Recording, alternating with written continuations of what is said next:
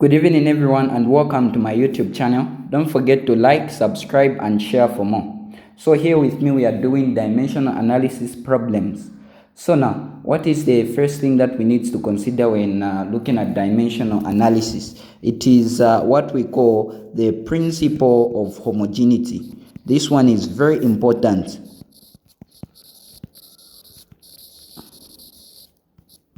So what does it say? The principle of homogeneity states that only like terms, or should I say variables, can be added, subtracted, or equated. This principle is the guiding principle that helps you solve any question on dimensional analysis. So from this principle, we can establish something that is very crucial under dimensional analysis. From this, we can say that if we have an equal sign, whatever units are on here are the same units that should be here, are the same units that should be here. That is what we mean only like variables can be equated. So the units that are here should be the ones that are here. Now, from what we also have established is that only like variables can be added or subtracted. This means to say if whatever is here, u squared is the same as whatever will be 2as, there should be the same. That is what the principle of homogeneity states. So from this, let's now be able to solve questions using the principle of homogeneity, which is our guiding principle. So from this, we can establish to say they have told us that the equation v squared is equal to u squared plus 2as. We want to prove if the equation is correct dimensionally. So our velocity is equal to is equal to the length divided by the time. Then we have the squared should be equal to initial velocity is still velocity, so it will be a unit of length divided by time, like that. Then we also square this, then we have plus a 2, then our acceleration is a unit of length divided by time to the squared. Then we have the distance is a unit of length, like that. So now, having done this, we can be able to say L over a T. So this squared can be distributed. We have L to the power 2, T to the power 2 should be equal to our L. It will be L to the power 2 over the T to the power 2. Then we also have plus. We have a 2 L times L. It will be L squared over T squared. Now from this, we can establish something that is very important, that the equation is dimensionally correct. Why is that? This is because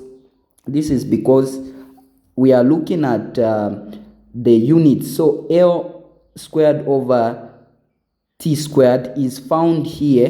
It is also found here. It is also found here. So this proves that the equation is dimensionally correct. One thing that you must take note of dimensional analysis is that we are not interested in constants. Constants such as numbers such as pi, 2, 3, 4, 5. We are not interested in those. As long as the variables are the same, no matter the number, it is proven to be dimensionally correct. So that's our first example. So our second example is digging from, we have in the equation x is equal to a vt plus b sine ct plus dt raised to the power 1 over 2 3x. That then we are told the distance x in meters. The distance x is in meters, so meaning to say that's length. The time t is in seconds, and the velocity v is in meters per second. Then we are told what are the dimensions and SI units of A, B, C, and A, B, C, D, and E. Now here they are also interested in the SI units. Are they meters per second? Are they what? So that is what they want. So from the principle of homogeneity, we have established that only like terms can be equated. So the distance here is the same when you multiply a, v, and t, that's the distance. When you multiply b, sine of ct, that's the distance. When you multiply dt, half, 3, whatever, that's still a unit of distance when you multiply them. That's the meaning. So what are we going to begin? So the easiest one that we can get, we are going to be selective. The easiest one that we are going to get is, let's look at it. So we have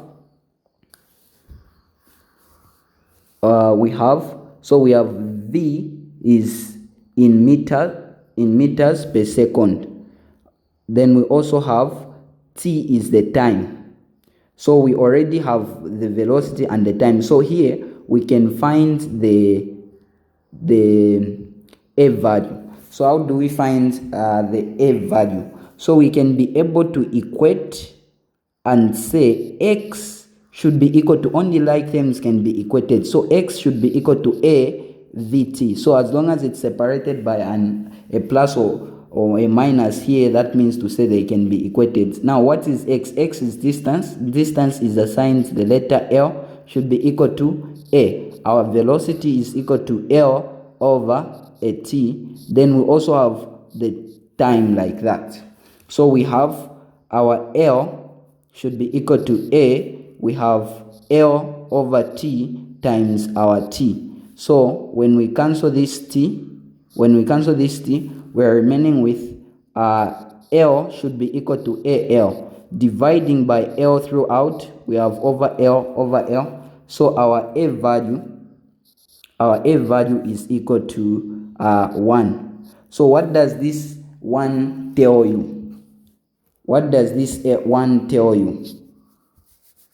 So if A is equal to 1, I will say if A is equal to 1, that simply means to say A is, therefore A is dimensionless. Remember what I told you to say, under dimensional analysis, we are looking at variables. Constants are assigned to be dimensionless because they have no dimension. So the first, for A is dimensionless. Now the second one that we are going to pick is what is our C value. So for the equation that says that a B sine of a CT. Now the rule on dimensional analysis is that the sine or any trigonometric ratio is dimensionless, meaning to say the products or the division between these two units should give you more like, think of it as a pure number. So we can say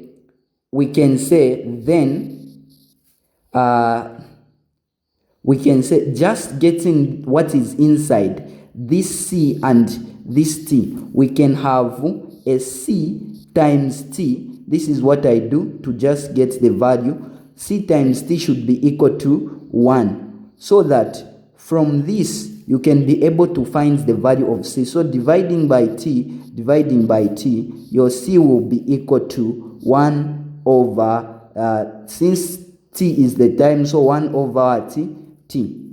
1 over T. So this is our 1 over T. So what does this mean? You will realize to say when you have B sine of, if C is equal to 1 over T times the time that was initially there, this time that was initially there times the time, you will realize to say we are going to cancel those. We are going to remain with B sine of 1, which is a pure number. So the sign of a trigonometric ratio should be dimensionless. That is what the rule states. So the value of C is equal to 1 over T. So let me put it there. So our C value is equal to 1 over T. Now if we look at the value of b, since we know now to say if we are going to equate, so the x should be equal to b sine of ct. Since we know from our previous knowledge to say we can equate as long as they are equated, they have the same dimensions. Now the sine of whatever this is, it's a pure number. Therefore, we are not interested in the value of this. This implication means that x should be equal to b. So if x is equal to b, therefore we can say x is length, so it will be L should be equal to a b. So L should be equal to b. So we have found the value of b, so b is equal to L. For the next one, we are looking at the value of, let's say, the value of e.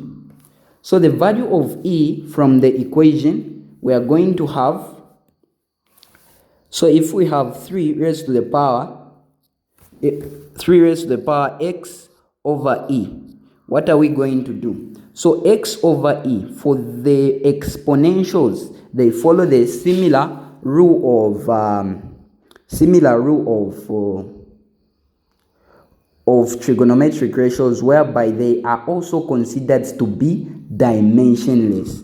The exponent raised to the power something should be dimensionless. So how can this be possible? We are going to use the same approach. You can just say x over e, what we have already been given, should be equal to 1. So when I cross multiply, I'll have my x should be equal to e times 1. I'm going to have x is equal to e.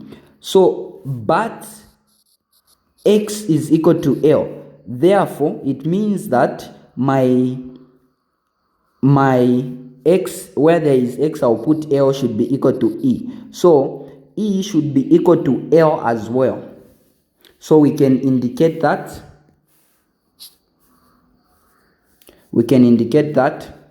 So we are going to say e is equal to L like that. Then also, let's look at now the value of d. We have found a, we have found b, we have found c, we have found e. We are just remaining with d. So meaning to say our x should also be equal to dt raised to the power 1 over a 2 3 x over e, like that. Now this one is considered to be dimensionless, and exponent will be more like dimensionless. Now here we are going to have x should be equal to d. This time we'll be assume the big letter t to the power 1 over a 2. So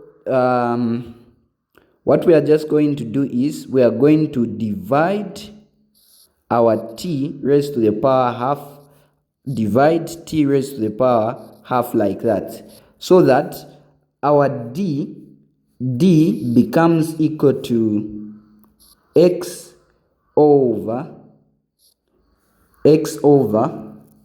we have t raised to the power half. Now our x is a unit of length, so we can say d is equal to L over t raised to the power half. So we have established the values of all of them. So our d value is equal to that. So our d should be equal to that. Now, just to state the SI units, we can now just put our a, we have already said it's dimensionless, no stress there. So for c, since c is equal to 1 over time, it will be a unit of second raised to the power negative 1. The second raised to the power negative 1, that's the SI unit for c. Then for b, it will be equal to the meter with the symbol m, the meter with the symbol m.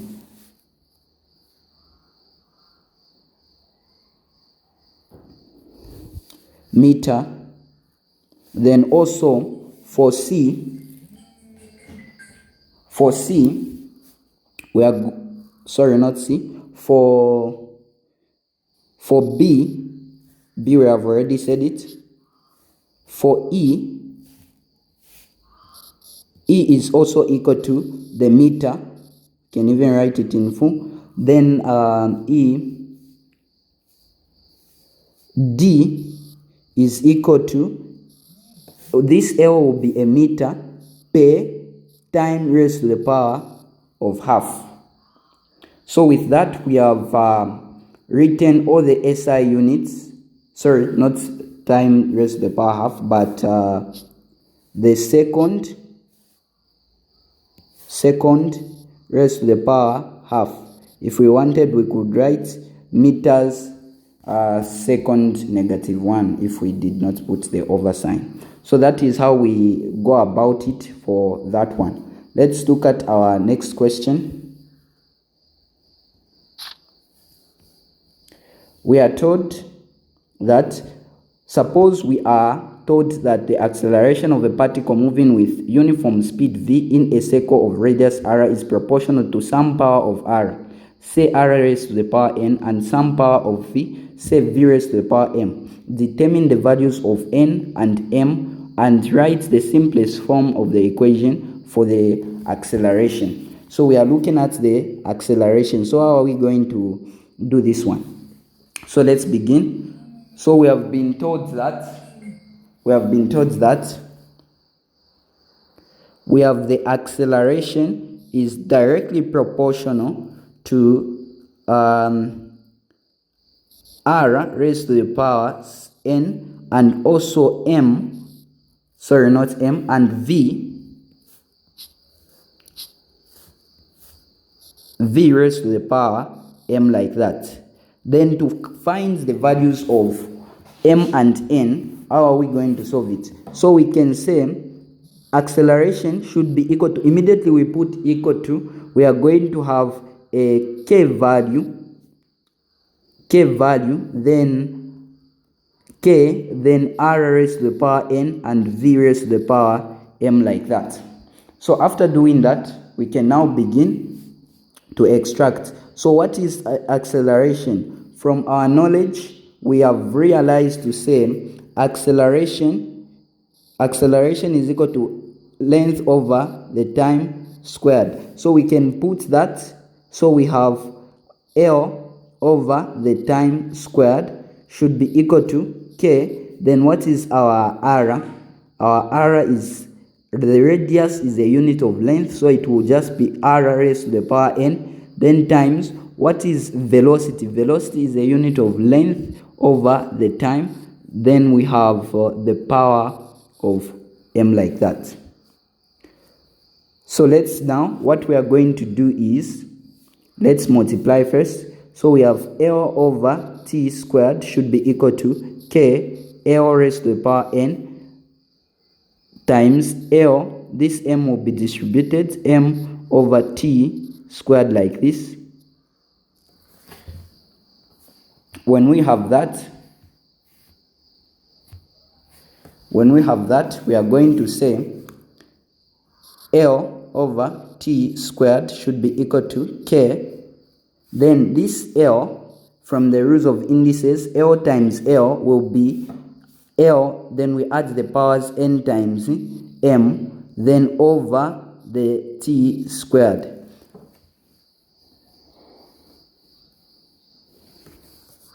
T squared. Sorry, so we have L, this is not supposed to be power 2, but power of m. Here we were supposed to have over t raised to the power m when we distribute the m. So we are going to have t raised to the power of m, like that. So from this, From this, we can now be able to equate, but before we equate, let's do this. So we have the equation L over t raised to the power 2 should be equal to k ln plus m over t raised to the power m. So from this one, we can first be able to work out with the rules of indices. So we have this one is equal to, this is the same as L t raised to the power negative 2, if the t goes up, should be equal to k L m plus n, that is what we have, times t raised to the power negative m. Then from here, what we can simply do is equate. So this L should be equal to what has L. So we have L should be equal to L raised to the power m plus n. Then also t raised to the power negative 2 should be equal to t raised to the power negative m. Now, k, we are not so interested in k because k is a constant from the knowledge that we have had. So since k is a constant, we don't care about that. So let's first find the value of m. So since from the rules of indices, since the powers are the same, since the bases are the same, we can cancel and equate the powers. So we have negative 2 should be equal to negative m. So over negative 1 over negative 1. So m should be equal to a 2. So if m is equal to 2, we can replace. So even here, the bases are the same, we can cancel. This was power 1 and equate the powers, it was m plus n. So where there is m, we can say 1 should be equal to 2 plus n. Then collecting the right terms, these 2 will go the other side. So we are going to have, allow me to just put it here. So we are going to have 1 should be equal to 2 plus n. So we have 1 minus 2 should be equal to n. Then n is equal to negative 1. So we have the values of m and n. So what do we do with those? So we have said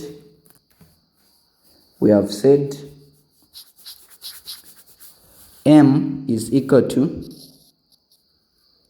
2, n is equal to negative 1.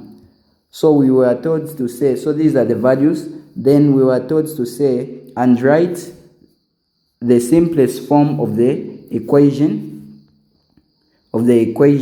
for the acceleration. So you will realize to say, if I equate, I'll say a should be equal to, looking at this one, k r raised to the power n v raised to the power m. So my acceleration should be equal to k radius raised to the power negative 1, that's the value of n, then v raised to the power 2. So this can be written as k v squared over r, which is something that you would expect for the equation of the centripetal force.